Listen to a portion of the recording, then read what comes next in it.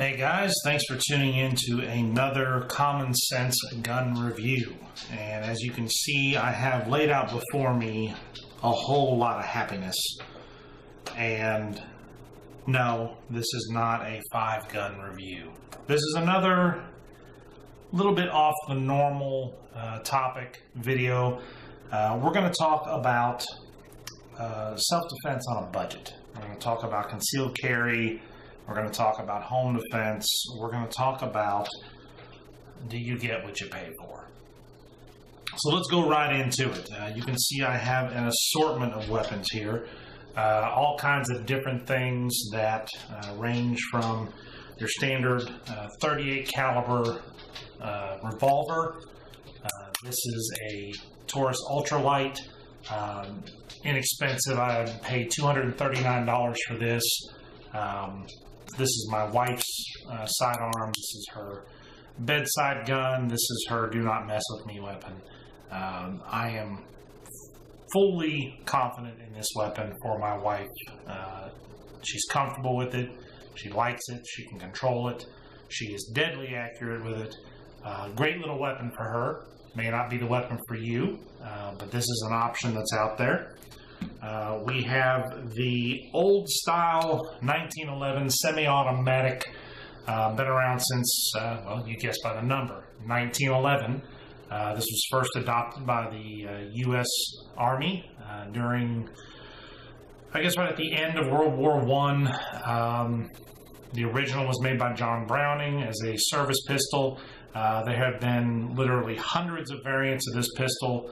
Modern day 1911s can run you anywhere up to $3,500 for the ones that are all tricked out like hot rods. This one is a officer's model 45 auto from the ATI company, which manufactures them in the Philippines and imports them into Summerville, South Carolina. Great little weapon. You can get these for under 400 bucks. And I will do a review on this one as well one day, but this is another option out there for you for a good, inexpensive concealed carry piece, self-defense piece, home piece. You have your modern polymer compact pistols. This is the Ruger American, chambered at 9mm. This one you can get for around $350. Good solid weapon. You can't really ask for a more reliable defense pistol. It is Prescott, Arizona, USA, so it's an American weapon. Good solid company with a great reputation. If that is your kind of thing, that's an option for you. You can go with a full-size semi-automatic pistol. This is a Magnum Research MR9, 9mm. It is probably my favorite weapon of all time. I'll do a video in it as well to kind of acquaint you with this one. But this is a sub $400 sidearm. It is a direct clone of the Walther P99, the Smith & Wesson 99. It is, in my opinion, a better weapon than the two because it combines the best of both. This is made by Magnum Research, who makes the Desert Eagle 50 caliber cannons as well as several other type variant weapons. But the Magnum Research full-size semi-auto, you can go with a Springfield, a Smith & Wesson, a Ruger, a SIG, a Glock. You can go with any full-size pistol as well, and you don't have to spend a lot of money if you look at the right weapons. This I just put here to mess with everybody. This is actually an airsoft pistol. I'm just screwing with you with that. Sorry, I don't really have a full-size Auto 9 RoboCop pistol. I just thought that'd be fun. But anyway, guys, the whole point of this is I've got various calibers here. I've got various sizes. I've got various price points. I've got various functions. Guys, here's what it all boils down to. Get what you're comfortable with. You know, I have played that battle before I got a little wiser about purchasing guns. You know, you see one in the gun store, it looks great. You're like, oh, it's inexpensive, it fits my hand well, I like it. That's the perfect gun. Then you buy it and you take it home and you take it to the range and you shoot it. And you hate it. You absolutely hate the weapon. Well, now you have this weapon. You can't take it back to the store. They don't work that way. Or you can, and you can trade it, but you're going to lose probably about 40 to 50% of what you paid for it in a trade value. So guys, when you're doing this looking at your first weapon or another weapon or a carry weapon, do some research. That's step number one. Go to a range that will let you rent guns.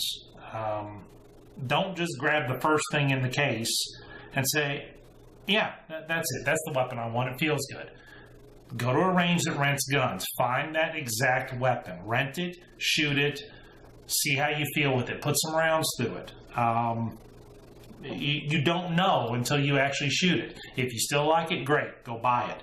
If you're not a fan of it, switch to something else. A lot of ranges, you'll pay a one-time rental fee. Let's say you decide you want to shoot the revolver, all right? You pay $20, all right? You get the ammo for it, you go out, you shoot it. You don't like it. You decide you're not a wheel gun person, you don't like revolvers, you don't like the action, you don't like the feel, whatever.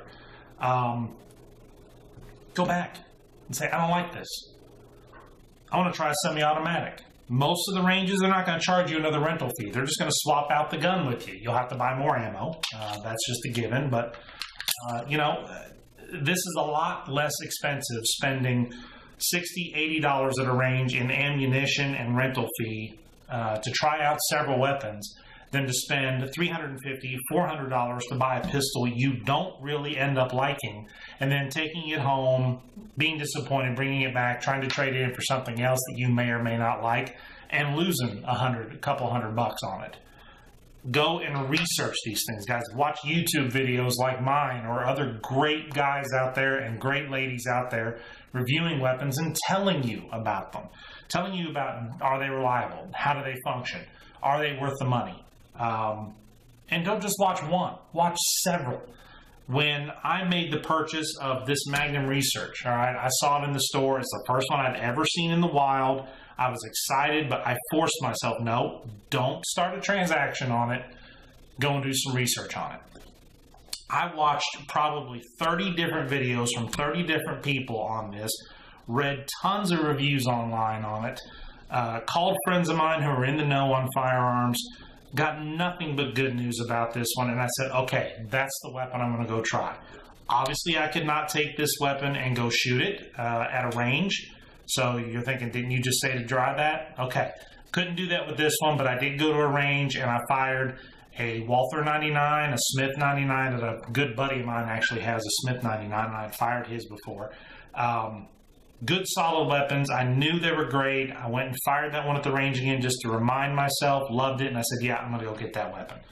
Do the research. I have not regretted once spending actual money on this weapon. I didn't trade this one up. I bought this one, and that's rare for me, guys. You'll see that in watching my videos. I rarely will outright buy a gun.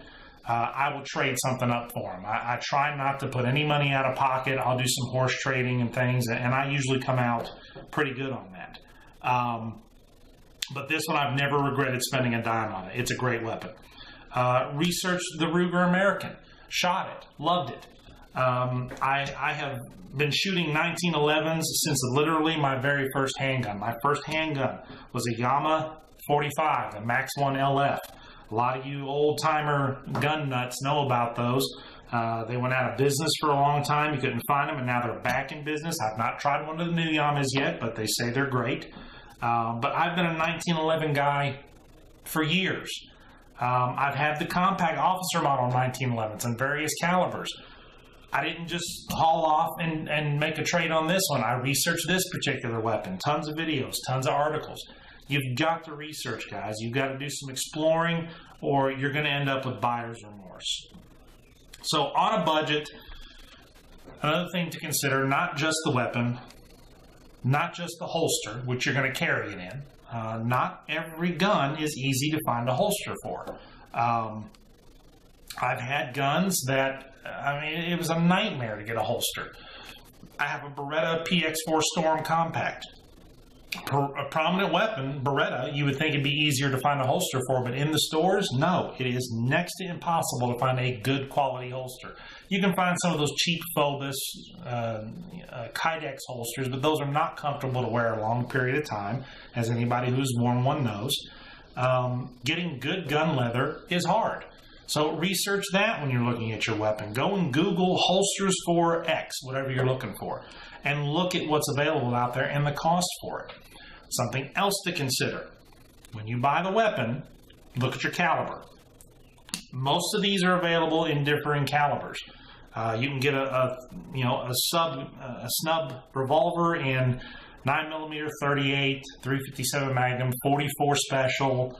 I mean, you can get all kinds of different calibers. Same with semi-automatic pistols. You can get all the way from 22 all the way up to 50 American Eagle, which I don't know why you would ever want to carry that as a concealed carry weapon, but you can get them. The trick to that is when you pick a weapon, you're picking a caliber. Okay?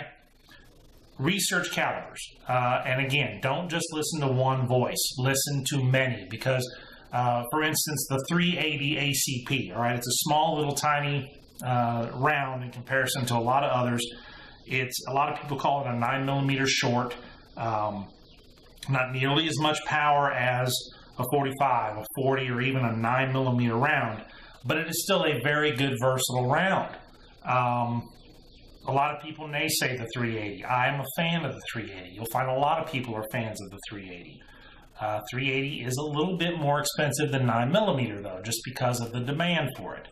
So research that. If you find a small 380, you love it, know that your ammo is going to be a little more expensive.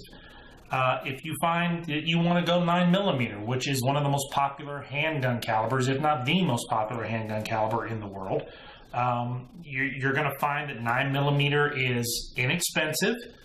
It is in ready supply, but you may find that it does not have quite the oomph that you may be looking for. And that's a technical term, oomph. But all kidding aside, you can sit and you can just debate knockdown power, stopping power. You can debate whether it exists, whether it doesn't. I'm of the opinion that, a bullet is a bullet. I don't want to get shot by anything. From a 22 up to a BB, I don't want to get hit by anything.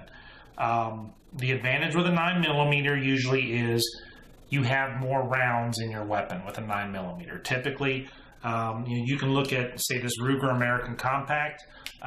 Comes with a 12-round double-stack magazine.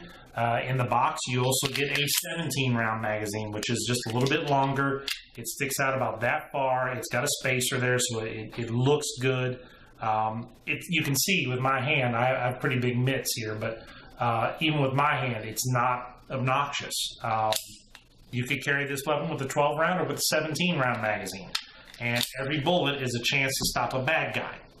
Now, we hope nobody misses, but we all know that in real life, a gunfight is a panic situation. It happens in milliseconds, and you're likely to miss. More rounds in the magazine means more chances to save your life. Looking at a 40 caliber pistol, which is what a lot of law enforcement agencies carry. 40 caliber, it's a little bit bigger bullet. You're not going to have as many rounds available, but it is a little bit more powerful round. And I won't debate power. You want to go and debate that. There's tons of other videos out there that debate that. But hands down, realistically, it's got a little more oomph behind it. There's that technical term again. 45 ACP, even bigger bullet. Even less rounds in the magazine. This 45 auto comes with a single stack magazine, 7 rounds. 7 versus 12 in a lighter and arguably smaller weapon. You have to kind of do a toss-up there. 45 ACP in theory, bigger bullet, does more damage. You hit what you're aiming at, you're good. But again, you have to weigh that difference. 45 and 40 are also more expensive than 9mm. Box of 9mm, 50 rounds, you can get for about $10, just standard round nose brass ammo. 45 auto costs you about 16 or 17. So there's a big difference in cost. 40, of course, in the middle there is in between on cost. There's just a lot of factors you have to consider, guys. Common sense means being common with not just your weapon choice, but your budget. You have to feed these things, and if you're going to get good with them, you got to feed them well. You have to go to ranges. You have to do, practical training. You have to learn more than just how to hit a paper target. The other thing with buying a weapon, guys, as I said, training. You've got to be able to spend the money on actual training. I'm not talking just the handgun carry permit class. Most of those classes are bare minimum, teaching you about the ways you're going to get sued if you have to use your weapon, and teaching you the practical basics of a firearm. They do not teach you tactics. They do not teach you clearing a house. They do not teach you how to actually defend your life. You've got to go out and get that additional training, guys. You know, $50, $100 sometimes per class. As much as I am not a huge fan of the NRA, they do have some fantastic training programs that I would encourage you to do a membership just to take advantage of that. You do have to be a member to get a lot of those. Great training. I highly recommend that if you're going to decide to carry a weapon for self-defense, you get training. That is more important than the weapon you choose. It is more important than the caliber. You have got to know what you're doing with it. Read, research, watch videos, read articles, go to friends who know about guns and get them to teach you things. Don't just pick up a weapon, strap it on, and think that that's it. You're good to go. You're not. It's going to take a lot of effort, a lot of investment in finances and time and training. It's going to take a commitment to doing the right thing with the weapon, storing it properly, keeping it locked up away from those who should not have hands on it. There's just a lot of factors to consider, guys. It's not just picking up a weapon, taking a training class to get your carry permit, and sending off your paperwork. There's so much more to it. I'm going to cut the video short here.